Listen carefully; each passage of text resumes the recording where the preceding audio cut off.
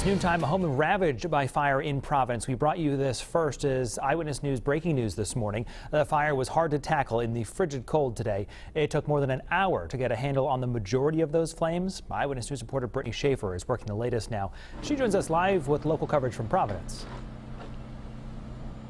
Well, Brian, 6 hours later, crews are just leaving the scene of this badly burned home. As you can see behind me, the third floor and the roof collapsed due to the intensity of the flames.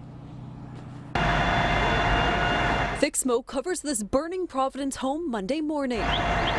Flames shot out of this Geneva Street building, leaving 2 adults and 5 children out in the cold. Providence Battalion Chief Kevin Jutras tells us he ordered his crews out of the building due to the intensity of the fire. Companies arrived on scene to find heavy fire on the 3rd floor, as well as fire on the 2nd floor.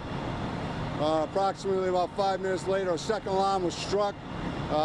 And shortly thereafter, companies had to be removed from the building. Jutras believes the fire started around 6 a.m. on the 2nd floor and then spread to the 3rd.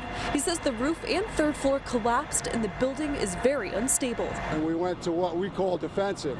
So we focused on protecting the exposure building. So as soon as the companies were pulled out of the building, all our efforts were to control the main fire building and prevent the fire spread to the exposure building. More than 50 firefighters responded to the 3-alarm fire. Jutras tells us the below freezing temperatures made their job difficult. In this kind of weather, you got to give the guys relief. We got to get companies come in and relieve the original companies that arrived first. Obviously, flowing water, ice becomes a problem. Slip and falls are often a concern for us at fires like this, as well as just keeping the civilians back. I mean, the whole street, everything, look up and down the street is icy, and then we add water to it, it just makes it more difficult for everybody. And Jutras says a bystander was injured after slipping on the ice, but there were no other injuries. The cause of this fire is still under investigation. Live in Providence, Brittany Schaefer, Eyewitness News.